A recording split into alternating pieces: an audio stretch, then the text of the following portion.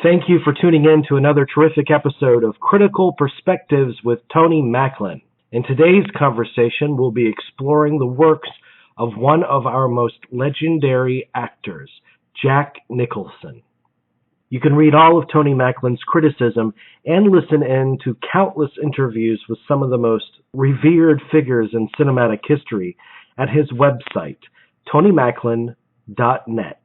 I got to tell you, when I first started loving movies, the first movie that I fell in love with was Cuckoo's Nest. So obviously Nicholson was my first favorite actor before I really got on board with Pacino, and he's been my favorite ever since. But I do remember when I first started loving Nicholson, seeing a Siskel and Ebert episode, and they were asked, who's the greatest actor alive today? And they said, Jack Nicholson.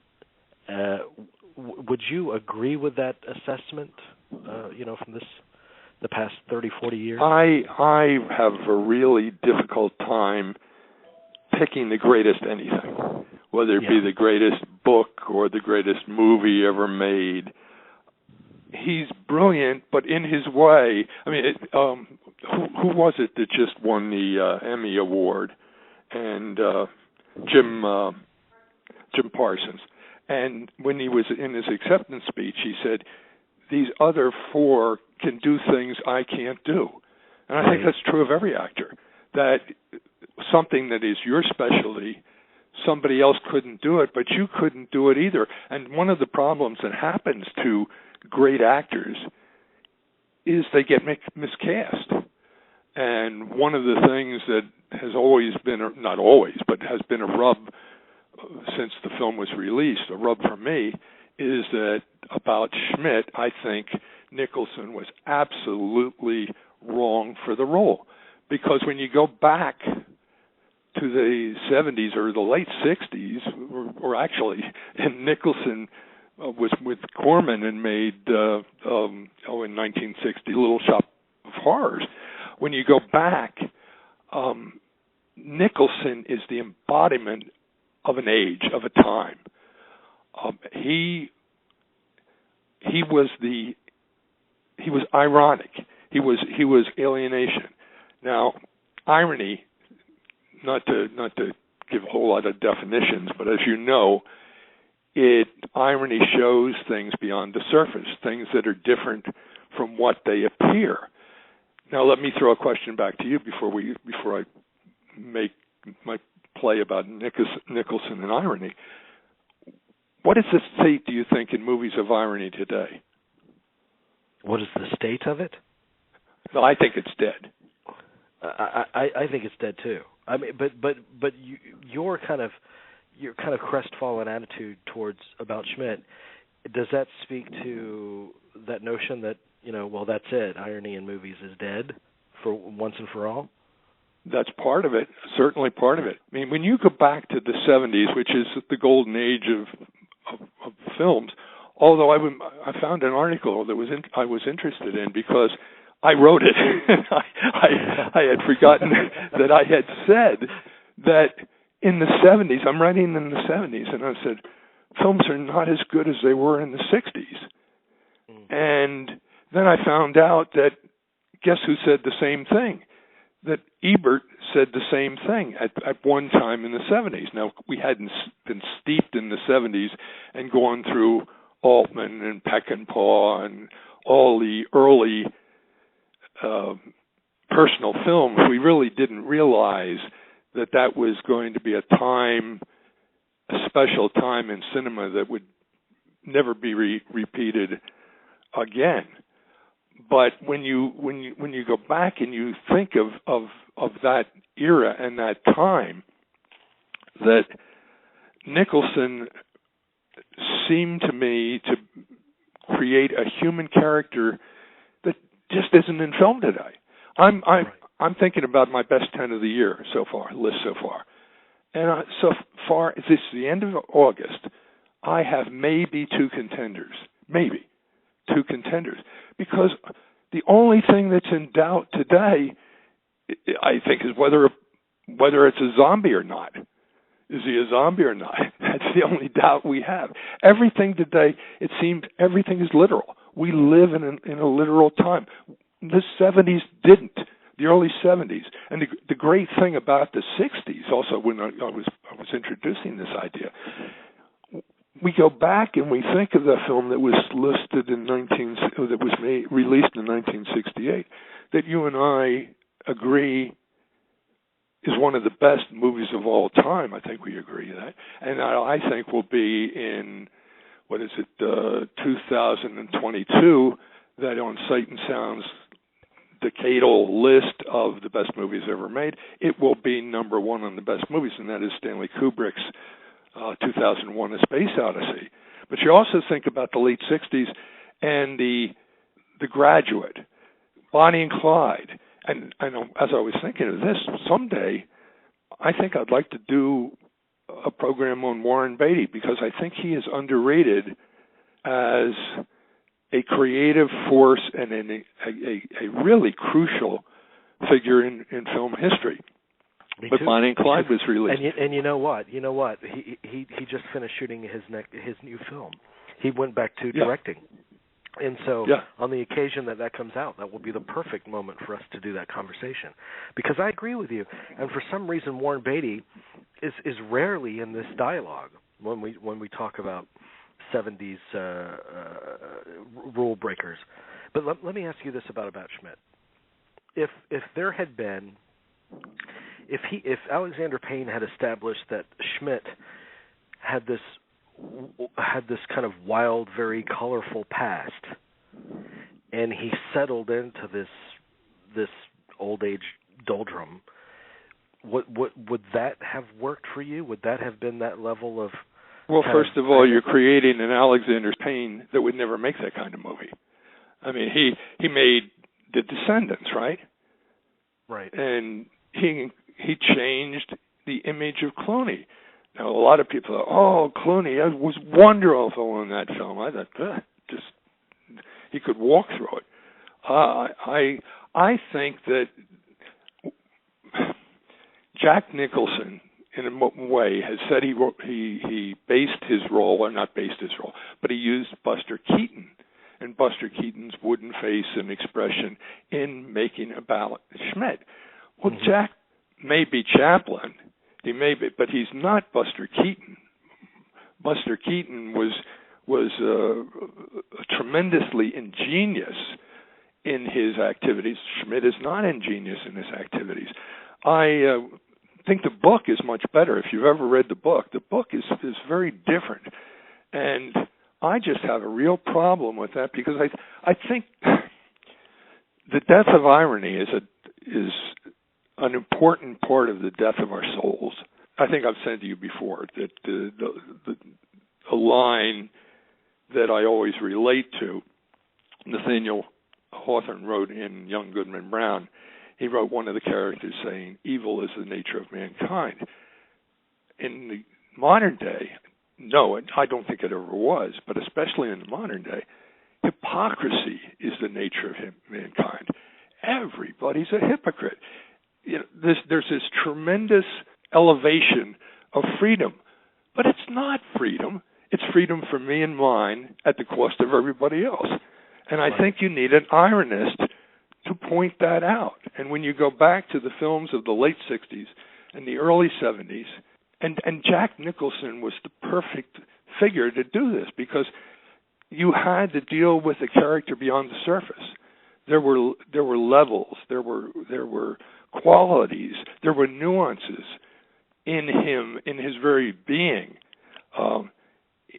In one sense, if you trace his career, one of the things that I noticed about so many of his roles is that there's a hostility, that many of his characters are hostile. Now, granted, much of it is repressed, but it's another level, another quality that's lurking in his character. With Jack Nicholson, he will sometimes play part of a role, and he's campy. He's shtick. He comes very close to shtick, and then a moment later, he's very serious. the character of Jake Gittes in Chinatown. Sometimes he is such a ham doing all of this acting in front of his friends and his cohorts, his colleagues, and then at other times he is really focused on something serious. The other thing about Nicholson is he often plays characters who are involved but are uncommitted. You go back to Bobby DP in the Five Easy Pieces, and you can come up to so many of his characters.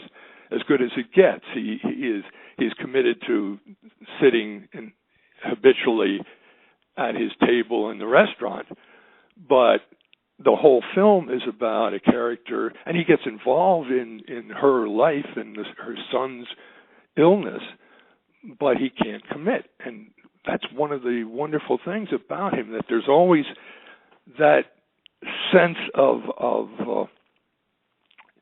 leap, of the possibility of leaping, the possibility of going to different places, the possibility of understanding different things. Schmidt is a one-dimensional character. A lot of people like that film. I think it could have been made to even a better film if they had cast somebody else than Jack. And it's the same way. I took a lot of heat, probably the most negative stuff. I was a douchebag, a baby killer, and a slime eater, and all of this for my review of the Coen Brothers' True Grit.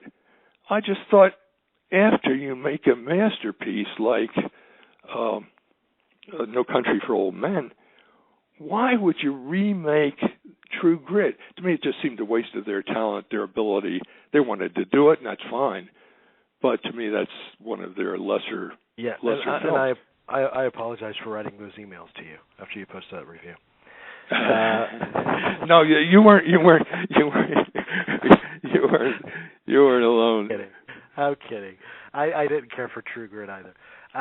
But let me ask you this about Jack, because no actor I can think of has such pronounced mannerisms that are so specific to him. I mean, from the arched eyebrows to the laugh to the kind of maniacal. I mean, he has definite Jackisms. But one of the problems is that they become jack-offs. That when he made Batman, for instance, there's another film that I kind of wish he hadn't made, because from that point on, his mannerisms got heightened. People looked for his mannerisms and didn't understand or didn't relate or react to the humanity in his characters. I think there's a tremendous sense of the human condition in Jack's films. Normally, when we consider the truly great chameleon actors, we think how they disappear from role to role. But a lot of that has to do with their mannerisms alter from performance to performance. But this is a whole question about what constitutes a great actor. See, I think great acting is bringing all of yourself to a role, different facets of yourself. It's not necessarily disappearing. It's never being more you than when you're in that role. I mean, the artist uses all he is to give life to a role. We've seen that recently. I think what drew our attention, especially to the actor being immersed in his role, was what happened with Philip Seymour Hoffman, and also this year what happened to Robin Williams, who made his last film was The Angriest Man in Brooklyn, was about contemplation of death. Now I can't make that leap, but certainly that was not a film that he should make that would have relieved his.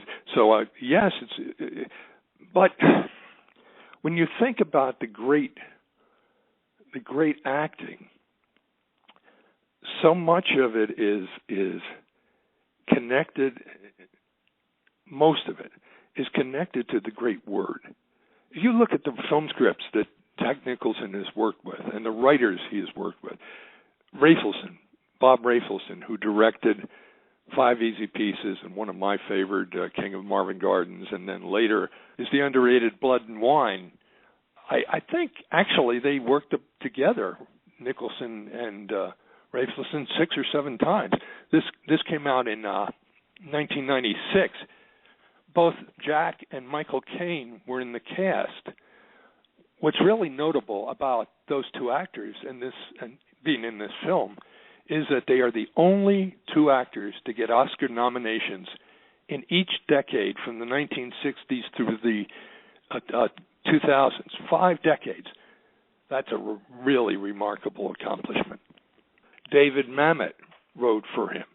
Sorkin wrote for him. And James L. Brooks knows how to write for Nicholson too. I mean, in terms of, except in the last movie. Well, yeah. The last one, and I can't remember the title. It may be the worst title in the history of modern cinema. Oh, here it is.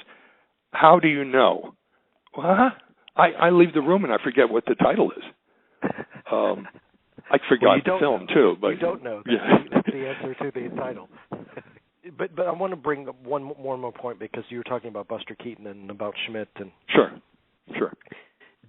In terms of merely being dialogue at a minimal and mostly being observational, didn't he do that to better effect in something like The Passenger, the Antonioni film? Oh, absolutely. Well, if you put Payne and Antonioni in the same room, you'd only see one of them. I mean, Antonioni was brilliant. He's a brilliant director, and The Passenger also. The late 60s, or actually in the 60s, were the age where foreign film came to America. It affected American audiences. It affected American filmmaking, and it was personal, and it affected the personal artist or the personal individual attempting to create his vision on film. And you go back in 1960 was Breathless with Godard's great film. Persona, Bergman's, was 66, 68. Truffaut was Jules and Jim. I mean, there was so much, and Jack seemed to be, he's not foreign at all. I mean, you think of him as truly American, and that's one thing, incidentally. That's one thing about the film in was it 71 or 70, that Five Easy Pieces, that when I saw that, it seemed a new authenticity had come to movies. Now, we forget that because there were so many films after that brought the authentic to our films. A lot of the films came from the Magic Land and and there were films that were like Marty that were about ordinary men, but in Rafelson and Nicholson, in their vision and their expression, they captured an authentic part of America, an authentic part of our culture, and an authentic part of our spirit as well. It's a very, very important film. And here's another director that isn't even known, Bob Rafelson. And he gave Nicholson, certainly he helped Nicholson with language and direction. And what is perhaps ironic, what should be and isn't, is that the 3 films that Nicholson himself directed, he only directed 3, none of them is very good. Mm-hmm. None of them is I don't think any of them is memorable. And it's kind of interesting that going southwestern goes back to Nicholson's very early career with Monty Hellman, with the director Monty Hellman. You don't think of Jack Nicholson on a horse, and he made the Missouri Breaks. Nicholson seems to be a bridge or a figure that goes in places where he doesn't belong, and yet he lives. He more than exists. He really is alive in those places, whether they be the West or whether they be Western United States or whether they be Italy or wherever they may be. Well, I think you hit it on the head when you described him just now as being alive. I think that's what, more than anything, what distinguishes his acting style is there seems to be an absolute freedom to what he does, and I think that's what audiences always responded to him with as well. But the other thing that really impresses me, and I think this is another major component of what makes him great, you mentioned Bob Rafelson. And they did something like 5 movies together, and I think after Man Trouble they had a falling out. But, is the fact that he worked with the very best, most interesting directors, that he would go from Milos Forman to Antonioni to Stanley Kubrick. He worked with people that pushed something new and surprising out of him, and he completely... Here is it. So many of the great... Like Clint Eastwood said, what he wanted to do is surprise people. People don't think of him as being surprising. But you look at his films, he made Bridge Over Madison County. He told the war from the Japanese point of view. He made, not very successfully, but he made Jersey Boys. And I think I think that's one of the great frustrations in the artistic creative personality, is that you're not given many chances to surprise. You have to be the expected. Now, don't use this as an argument against me, my judgment of about Schmidt, because just because he wasn't the Jack I know and love, that's not my judgment on the character and the performance he made. But what you just said. You look at many of the actors that are considered great actors. Redford, his peer. Interesting thing about Robert Redford, most of my life I grew up saying that 1937 was the year where the greatest year of the birth of American actors. Nicholson was born in that year. Warren Beatty was born that year. Dustin Hoffman, Tony Hopkins, Jane Fonda on the feminine side. And I thought Redford, because I always saw about a couple of years ago, he changed his birth date from 37 to 36. I think he got caught in trying to pretend he was a year younger than he actually is. But the point about Redford that I was going to make is that he made 9 films with director Sidney Pollack, and we think of the great association, the great combustion between Scorsese and Martin Scorsese, the director, and Robert De Niro, the actor. Nicholson, in a sense, and you got to it, that he made a few films with Rafelson. I think he made 3 with Rob Reiner, and he made 3, and they were trying to get it right. I'm not sure they ever did. He made 3 with Nichols, with Mike Nichols. I have an interesting story. Not an interesting. That when you say it's interesting or you're honest, that means you're dull and you're craven. So I won't say this is an interesting story, but I offer the story. I interviewed Stockard Channing in one of my favorite interviews that I ever had, because she was young. She had just left college, and she had been cast by Mike Nichols in a film called The Fortune. And who were her co-stars? Jack and Warren Beatty.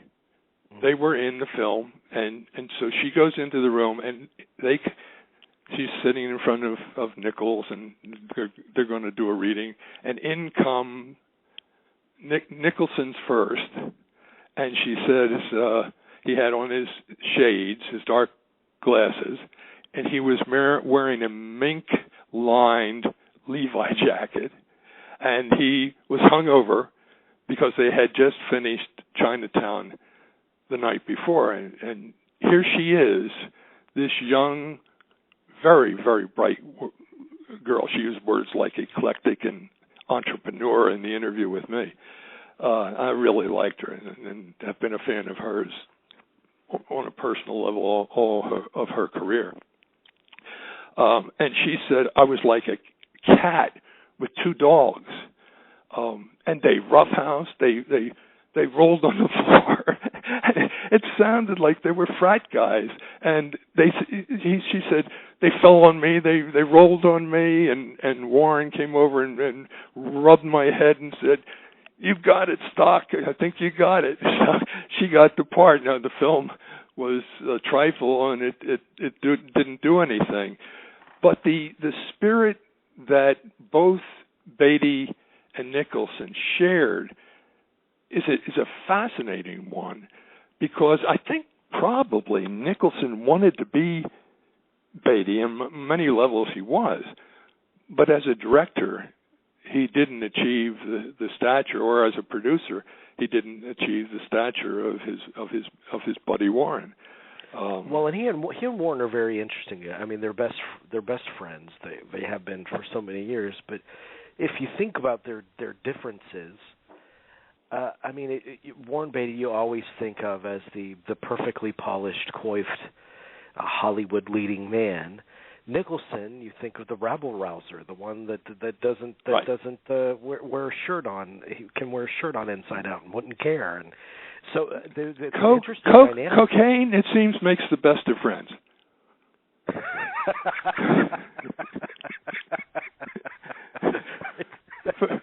Okay. Forget all sensibilities. Sensibilities out the window, or up the nose, or whatever. Well, okay, but carnal knowledge is interesting. I mean, it's interesting. That does work. That does work. Yes, that does work. Yeah. But the fortune, and then Wolf didn't quite. Heartburn. Yeah. Oh, did he direct Heartburn? Yeah. Oh, sorry, I should have known that. So they did 4 together, I guess. Okay. All right. But there wasn't a director that was like the ones with Redford and De Niro, even though, in a sense, when you think of Jack Nicholson being directed, let me read some of the ones I wrote down. This is incredible, the list, and you hit on some of them. Kubrick, Scorsese, Milos Forman, one of my favorite directors. He directed One Flew Over the Cuckoo's Nest. Rafelson, Nichols, Beatty. Do you remember what film he directed with that Jack appeared in? No, that would be he Reds. appeared. Yeah. Yes, it was Reds. He appeared in. Most actors are drawn to playing actual people who lived. And Nicholson never played Hitler. Didn't appeal to him. Of the very few, Hoffa and Eugene O'Neill, which he played Eugene O'Neill in the Beatty film, Reds. Roman Polanski. Here's one from the past. In fact, you could win most of your bets at a cocktail party if you go to a cocktail party. No, beer bash, whatever. If you say, who is it that co-wrote Head with the Monkeys? Directed Drive, he said, and acted in On a Clear Day You Can See Forever. And of course, it's Jack Nicholson. But that's a strange trinity. But he worked with Vincente Minnelli as well. John Huston, whose daughter he had the famous relationship. Elia Kazan, Brooks, right. Reiner, one woman, Nancy Meyer, Tim Burton, Ken Russell. I mean, that's a phenomenal list of talent and different attitudes, different, very, very conflicting points of view. Well, and his attitude was just the right one, because when he was working with these people, because watching the making of The Shining, he says, when I'm working with a director, I want the director to mold me. I want to be out of control. I want him to actually direct me. And so when he does, this is how I always equate him with such bravery, because when he did The Shining, he was perfect for that vision of that character that Kubrick had, because he didn't care about naturalism either. He was creating something that kind of transcended an ordinary performance. He was creating something else, just like he did with Batman. When he did Batman, he said, I'm interested in creating a piece of pop art out of this character. And I feel like that's what he did. It was a different concept for a character and that he could bring to life. But he did another Milos Forman movie. He had a cameo role in another Milos Forman movie. Do you know which one it was? Wow. Hair. You didn't see him there? He was in the plane when they walked in. He's kind of in the dark, but he's there. Take my word for it. I'm a critic. Take my word for it. I will. I believe you all the time. He was in Ragtime. He played a pirate. Well, that's yeah. Oh yeah. By the way, you and I could stand up to Colonel Jessup. When Nicholson says, we would say, yes, we can. Mm-hmm. Right? Okay. Absolutely. Yeah. Absolutely. Just wanted to get that out. So let's talk about his understated. His colorful work is one thing, but he has a tremendous amount of understated work in there too. Are you a fan of The Border, for instance? Yes. We watched that a couple of weeks ago and a couple of months ago, and I was quite taken with it. And that's something that's it's one of his understated performances, even though he has eruptions here and there in it. And he's a very powerful actor when he's still. It's that indefinable quality that a movie star has. What makes a movie star? Well, you can't keep your eyes off of them. You can't take your eyes off of them. And Nicholson has that. You always want to see what he's doing or consider what he's thinking. Well, you sound like one of the reviewers that said you can't take your eyes off the screen. Why would you take your eyes off the screen? I mean, it's the same thing with stage. I mean, I'm not talking about taking your eyes off the screen. I'm talking about taking your eyes off of him. He could be sharing a scene with someone, and your eyes are focused on him. He might not be doing anything, but it's that sense of danger and the unexpected that he brings along with him, that magnetism, that you're just glued to him. I agree absolutely that he's a fascinating, interesting, but sometimes fascinating actor. And you and I, especially, I'll talk for myself, great fans of personal films. And Jack Nicholson was one of the ones that did not go the way that Redford did. I mean, he's a private person. He didn't. Well, he's a private person except at Lakers games. Except he is a private person at Lakers games because nobody talks to him, and he goes up to the Lakers lounge. And I had a student once that he said, "I've seen Jack Nicholson." I said, "Well, ask him a question." And so he asked Nicholson about in 5 Easy Pieces when he's talking to his father, is he talking to God? And Nicholson just brushed him off and walked away, and then turned around.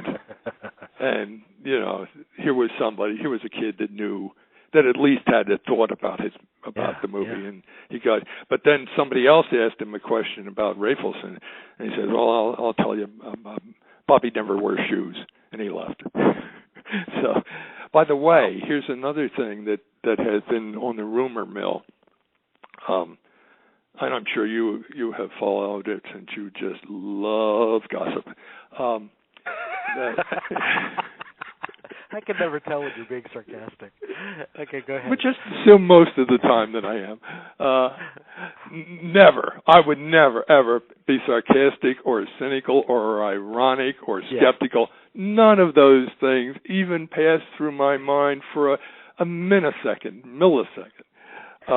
But there has been in the last year some stories on various sites and various magazines that Nicholson is homebound, that he may be undergoing, he can't remember his lines, and so I knew I was going on with you earlier in the week, and I had donut break with a good buddy of mine, Al Bernstein, who is the boxing guru, and he has a good source. Was a friend, personal friend of Nicholson. And so he emailed him while we were sitting, and our conversation lasted for an hour and a half. As you know, I am wont to extend speech that long. And he heard from the friend, said it's a bum rumor. I talked to him 2 days ago, and he just played golf. So I don't know whether that's a cover story, but I would lean more to, we all forget something, right, John? We all forget an occasional thing, John. Yeah. But, I don't think that I just think he doesn't want to work, and which is a loss to us, but, when you've accomplished as much as he has. But people have been courting him constantly, as you can imagine.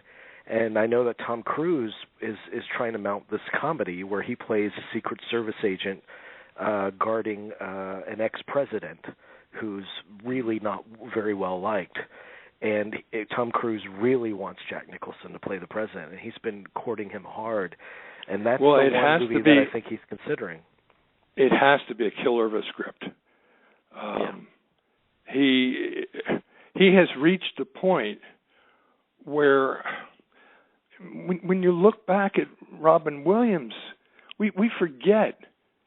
It was 12 years since Robin Williams starred in a major movie. I mean, he's been in movies. He's made appearance in movies, but in a quality movie. 12 years. Yeah. That's a long time. And I think that the reason, another thing is Williams was getting forced, or at least feeling an awful lot of pressure to make Mrs. Doubtfire 2, yeah. 2. And he didn't want to. I mean, he really didn't want to. And so Clint is pressured all the time and asked to make Dirty Harry 2, or Dirty Harry Wears Depends, or whatever it is. And so there really isn't imagination. And as I was suggesting to you before, and it's not, I hope it's not merely ageism. It's more context, that you remember what he was offered and the creativity that Jack could bring to One Flew Over the Cuckoo's Nest, and that Milos Forman is such a humanistic director. He's such a wonderful humanist that his films are breathing with humanity. But what's he supposed to do? He's made Wolf, so Jack the Vampire? I don't think so. About Schmidt gets it right this time? I doubt it. So what is he to do if the product isn't there? And another thing is, and this really dates us, I'm not sure the audience is there. And this comes down to my question of comparing the 70s. Now, in many ways, this is a more informed generation, but informed often about trivia, and it seems like everything in every possible field is propaganda. There has to be spin on everything. Right. And so how many roles are there offered? Are there even available to an actor that wants to do quality and wants to do something that speaks to him and something that he can be proud of and something that challenges him? Well, that's just it. And if he doesn't have, and there are a lot of great filmmakers that would cut off their left foot to work with him, I'm sure. But if he doesn't, bottom line, if he doesn't have the burning desire to go back into the ring, he shouldn't. And he's earned that right. You know. No, I think you're right, absolutely. And the other thing is, there's always I think he has left it on a down note, but nobody knows of it. I think he went out and burned all the copies of How Do You Know, the last film he was in. But he still has the bucket list, and he actually loved the bucket list. He actually went out and did interviews for the bucket list. Well, the thing about the bucket list, first of all, he'd worked before with Rob Reiner. And he and his co-star are the same age. That Morgan is another actor. Morgan Freeman is another actor that was born in 1937. And so there was so much off-screen camaraderie and so much that made it onto the screen. And I don't have any problems with the bucket list being his last film. In fact, I wish, in a sense, that maybe it was his last film as an actor. Yeah, I think it was. Clint Eastwood's Gran Torino. That's the perfect exit for Clint from the screen. That you want to find something that, in a sense, finishes and yet leaves it open to, I wish this guy would make another film. Instead of saying, boy, his last films were disappointing. Your point of view on the bucket list, because I don't think it's a terrible movie.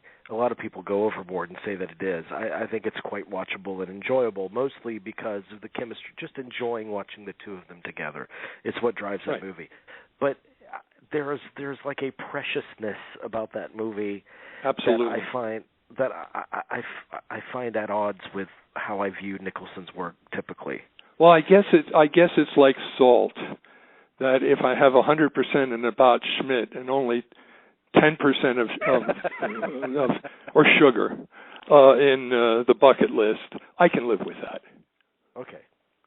I think the bucket. No, I wouldn't put the bucket list as even a memorable film, but it's a nice. I don't think he has to be ashamed of it. Right. And it was probably, from everything I know, a very pleasant experience for him. Mm-hmm. And there's a lot to be said for that. What do you think Sean Penn was able to bring out of him in the Crossing Guard? I'm not sure. I'm really not sure. I think that maybe even more interesting was Morse in that film, who is an underrated actor, who has done an awful lot, but usually on the periphery. I'm not against the film. I'm not for the film. I think it's an interesting film, but I don't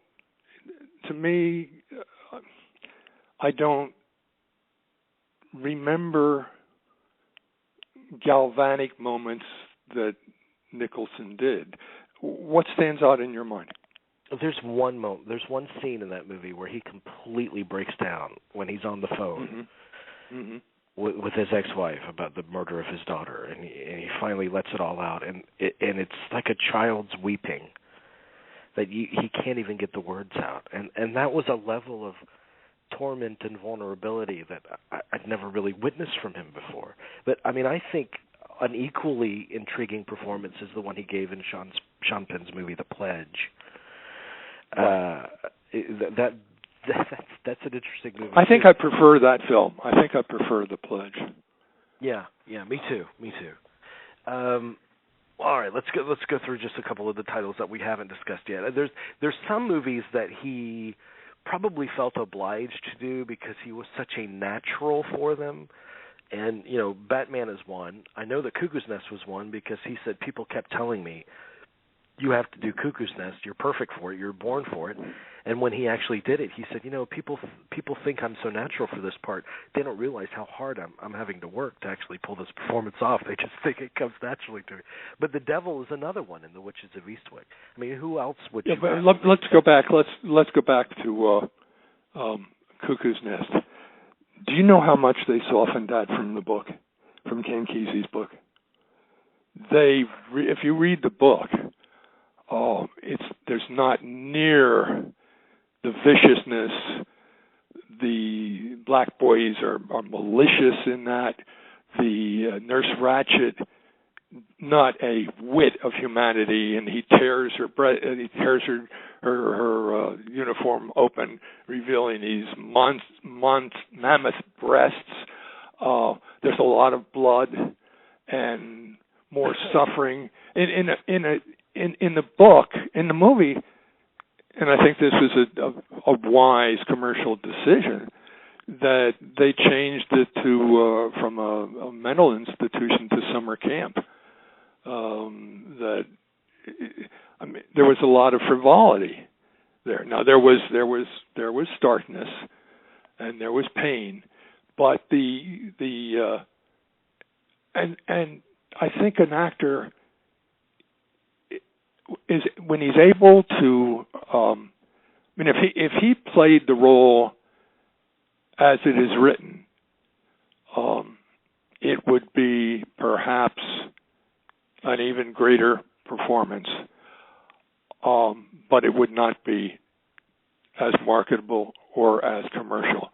And in that role, one thing about Jack is that in that role, he is so damn lovable. He is really lovable in that characterization. And you don't think of love with Jack Nicholson, but he just it's just shimmering. But I played McMurphy on stage. I've always been in love with Cuckoo's Nest. And you played McMurphy on stage? Yeah, yeah. Was this after he was catatonic? I played it all the way through. So he was all the way through. Well, good for you. Yeah, from beginning to end. And I'm going to have to write a letter because our Nurse Ratched did not have mammoth breasts, and that would have changed everything for me. So I'm going to have to complain about that. Let's see what else is on here. But you were able to conquer that restriction because you had a sizable performance. I mean, you were well endowed. So it kind of evened it out. I was much thinner at the time. I did it in '99, and I enjoyed the hell out of it. I mean, that was such a freedom to that character, and that piece moves people beyond words. I mean, it has this power that just gets to people. Have you given it up altogether? Have you given it up altogether, the acting? Yeah. I did like 75 plays, and then I just kind of stopped. Wow. Real life kind of trickled in. Now, wait a minute. I've told you before, there is no such thing as real life. There are different lives, different experiences. But when people say, that's the real world, no, it's not the real world. It's your illusion, perhaps delusion. Yeah. There's no real world. So real life. I mean, I can't eat imaginary food. So I mean, I have to go to a job. That's what I mean by. Yeah. Let's talk about his matchup with Brando in Missouri Breaks. I don't know if you think that's a very memorable film, but what do you think about those two energies together? I mean, that was so heralded. The first time on screen with Brando. Right. I think it's not a very good film, and I think that, again, Nicholson is wasted. I mean, you see him plant crops, see him ride his horse or sit on his horse, and there aren't. We don't have the fireworks or the the great conflict that you expect when you see those two. By the way, did you know that Brando has a house next to Nicholson's house? He doesn't anymore. Nicholson demolished it and made it a garden. Oh, really? Yeah. Oh, really? Yeah, he bought the lot after he died. Yeah. Oh. Yeah. Another thing, another reason for vodka after this conversation. Nicholson used to talk about sitting in his toilet. He said, I have a perfect view of Brando's house from my toilet. So every time I would sit on the toilet, I would look over and think, what's Brando up to? Yeah. But, in Missouri Breaks, I mean, Brando's obviously kind of undisciplined in that movie. He had a real don't give a shit attitude about the whole shooting of it. But he's doing a lot of the stuff that Nicholson, we feel like Nicholson would do in another movie. But you can't have two lead actors, behaving that way. So Nicholson's kind of straitjacketed because Brando's the one that's flourishing all over the place. But I blame Arthur Penn. Sure. I mean, two characters there can be, if the director finds the key, there can be that explosion. There can be, or at least that interest, that fascination, that uncertainty, or that being unsettled, but it's almost got too much stick in it. I mean, him wearing a dress, I know, but okay. So. No, I agree with you. I mean, coming just like a couple of years after Last Tango, which was such a eruptive performance that I remember. In fact, when I hear about that, I always think of you because you have really exalted that film for me. I love it. Much to the consternation of my parents. They're like, why do you like that? You didn't, or have they just heard you talk about it? You didn't sit and watch it with them, did you? No, I remember being like 14 years old, and the scene where Brando says goodbye to his wife, and he calls her all these vicious names, and then he stops and says, I love you, I don't know why you did it. I said, Mom, Dad, you got to see this scene. I was so in love with great acting, and they were horrified. They were like, why are you watching this? Anyway, I want to talk about a couple of more titles. I want to say a couple of things about The Shining. Stephen King didn't like it, which is also the good. It's a Kubrick film. It's Stanley Kubrick's work, based somewhat on a novel by Stephen King.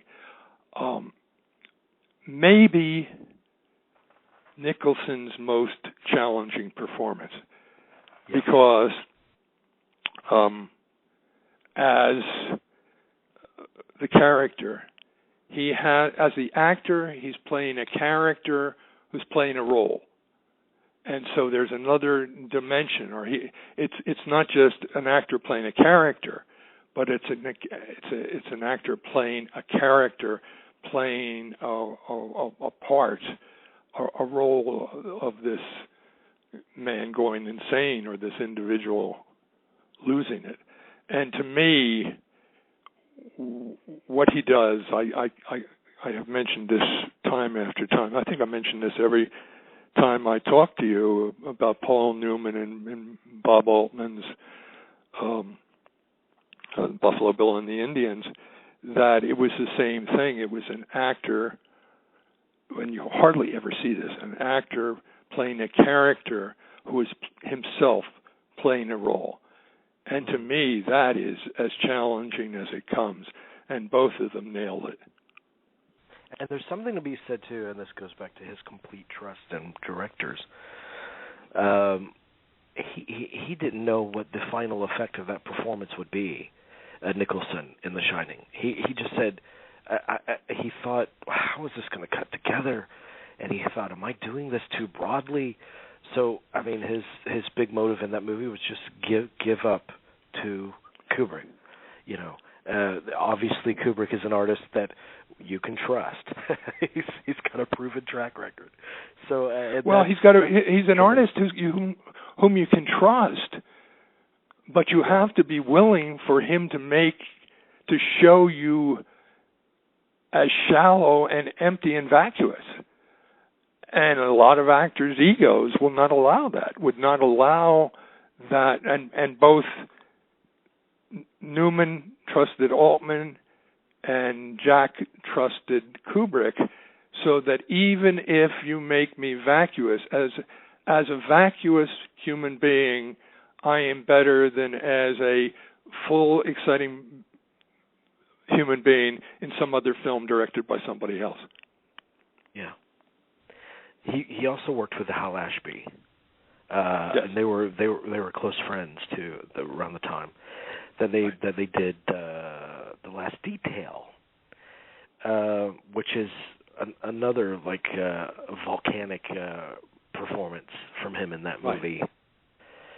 Right. And when we talk about Nicholson playing a lot of anti-authority characters around this time, here he is playing a military guy when everything's about discipline and authority and that kind of thing.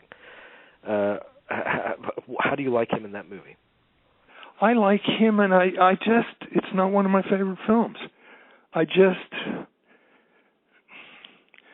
don't want to say I don't care, because it is interesting. I guess it just doesn't have my sensibility. And it just doesn't, some of the dialogue rings stilted to me. I think it's an impressive performance. I think it's a memorable film. But for me, it's on my list of also-rans. Right. I mean, I know I'm a minority in that. It's not among my favorites. He made so few movies, Ashby did, but it's not among my favorites. I mean, my favorites would be Harold and Maude, but especially Being There is the Ashby movie that gets me the most. Oh, absolutely. Oh, that's Enchantment. Yeah, it really is, and that's something that's missing from movies today too. Enchantment. Yes, absolutely. Another thing that's missing, and I was talking about alienation, and alienation was so fundamental a theme in the late 60s and the early 70s. A man or woman not in a world that they could connect with, or not being alone, being isolated, and their sense of loss and their sense of wandering. And you brought up another theme that was, when I hear, and I don't mean this, but so many things are cheapened today. Mm-hmm. Everybody who wears a uniform is a hero. Well, what does that mean about someone who actually does a heroic act? If you make everybody a hero, mm-hmm. then the actual, to use the word true hero is lost. It's cheapened. And way back in the 70s, there was a strong anti-establishment. Now the establishment is taken over. When the school I'm at I'm not there anymore, but I left the University of Dayton because it was becoming a corporation. Well, all of the schools of that level, the school I graduated from, Villanova, it's just a business school. And so the arts, if they're recognized at all, they are the feeble stepson of the money-making machine. They would much prefer that teachers not be educators, but they be babysitters. No, I'm talking in generalities here. But there is a corporate sense of life in America that these people who made me, in a sense, in the early 70s would be destroyed in.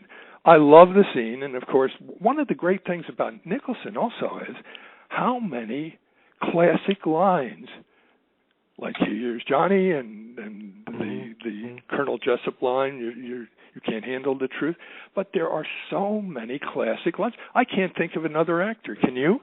That has more classic lines Pacino identified with him. Yes, Pacino is right there. Yeah, but one of the and I'm sure you remember it, is when he wants to order toast in the diner. That is the fundamental focal moment for me with Jack Nicholson. The language was so brilliant by Ray Folsom and Nicholson in that film, and I miss that so much. How many films have you seen this year that have a great script, great dialogue? To make one final aside, and then I'll let you have the form for the rest of the time. But the reason why I like the picture, and my wife saw Al Pacino in town in Vegas. He did a one-man show. Yes, where he had the audience, and you went. It was like the show that Gregory Peck gave, or the show that Cary Grant gave. Yeah, I went and saw it. Yeah. Oh, you did? Yeah, I mean, I didn't see it in Vegas. I saw it when he brought it here to Clearwater in Florida. But, great. Yeah. Great. He's my idol. So anytime yes, I know that. Close to him. I liked, and the reason why I brought up the Pacino was he took his kids to see Guardians of the Galaxy, and they all loved it. Uh-huh. So he was really into that film. But in Guardians of the Galaxy, it just loses me when the guy is making a smart remark, one of the characters, and he says the Maltese Falcon. And I scream at the screen, it's Falcon, you idiot, it's Falcon. I watched the movie the other night. It was on Turner Classic Movies. And at least 10 times a character, Bogart and the rest of them, said, the Falcon, the Falcon. After the film was over, Bill Hader came on to talk about it, and he said, in the Maltese Falcon, what's left? What is left?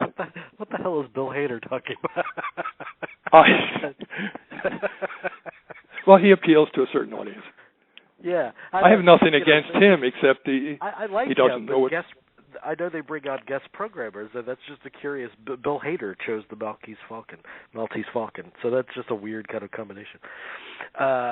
Anyway, I wanted to say, don't you think, though, that brief period in the 70s where the kids were running the candy store, and then the candy store figured out, hey, we can make so much money off of these kinds of movies, and it became more corporatized and again. Don't you think that kind of runs parallel to the culture itself and our involvement in the war?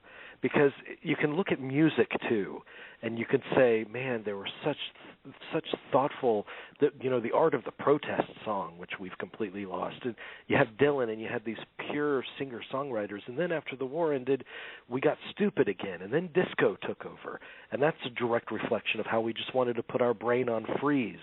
We didn't want to think about the ramifications of anything. We're tired of trauma. And do you think that happened in movies? No, I think that's absolutely true. That something like that, people had to think. People had to be skeptical. Nobody's skeptical except if you're a Republican. You're more than skeptical about the Democrats. If you're a Democrat, you're more than skeptical about the Republicans, liberal, conservative, and so forth. But there's very little thought, and therefore there's very little dialogue because, as I was saying to you before, talent is always battling with celebrity, and celebrity has won out in the present day. And I hope that people still write. I know they still write, and there's still language and there's still dialogue. Another thing that's driving me nuts is improvisation. I mean, geez, I loved Olivia Wilde until she made, she was one of my favorite actresses. And she made a film, Drinking Buddies or something like that. Yeah. And she made up her own dialogue. It was improvised. And it's like Pryor once said, my daughter would bring these beautiful girls home, these beautiful young girls home. And I'd look at them, and then they'd say, hello, Mr. Pryor. And that would be the end of it. I'm not a big fan of the improvised movie either. I think that it's an attempt at authenticity, but it's completely different from capturing an authenticity. No, because it's fake. Much of it is fake. Yeah. It's not. Yeah. It's not true. It's art is true. Mm-hmm. Go back to another touchstone that I have. Holden Caulfield is 10, 50, 100 times truer than an actual sociological study of an adolescent. Why? Because the man, Salinger, was an artist, and he saw the character through artistic eyes. And it's the same way with the actuality is not vision. It's not spirit. It's not art. And so when we lose the word, boy, I mean, I think I'd settle for the non-ironic word even. Well, no, it's true, and I mean, I haven't read a play in years, but I'm sure you even see it in the theater. And the theater thrives on words. That's the writer's medium right there. But you still get the good character writing on TV. I mean, that's something at least, right? Oh, it's great. No, it's the salvation. I mean, it's the solace. Have you seen the show Rectify? Not yet. Well, absolutely see it, and see it from the beginning. Another show that I can recommend till the last episode, when they probably thought they weren't going to be renewed for a second season. It's called Halt and Catch Fire, and I've fallen in love, it's platonic love, with the actress Mackenzie Davis, who plays this character, Cameron, who is almost a female Jack. She has some of his qualities in her. In fact, I had a letter published in the LA Times when they listed their top 30 young stars, saying I was glad that she wasn't included because she wasn't a celebrity, but the true lovers of acting and quality, she's our star of the future. Yeah. One more question. Sure. And this might take some pondering. Oh, God. I haven't done any of that. You mean I have to ponder now? Yeah, put on your thinking cap. All right. We talked about all the great directors that Nicholson worked with, and they helped shape some very surprising performances from him. Looking at directors of today or yesterday that he didn't work with, who do you think he would benefit the most from having worked with that he didn't actually work with? Well, I think the man who was ironic from his first breath till his last film, even in his comedies there was an irony, was, of all people, Alfred Hitchcock.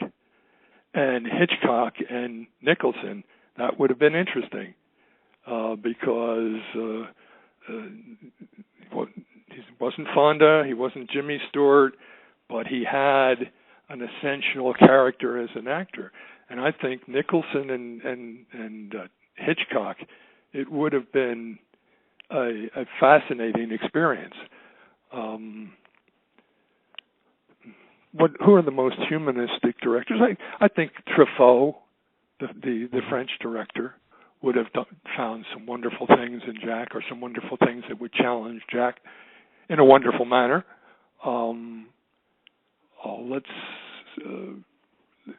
And the great directors. I mean, he has worked with so many of them.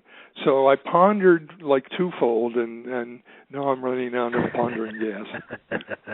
You know, I mean, I think somebody like maybe Paul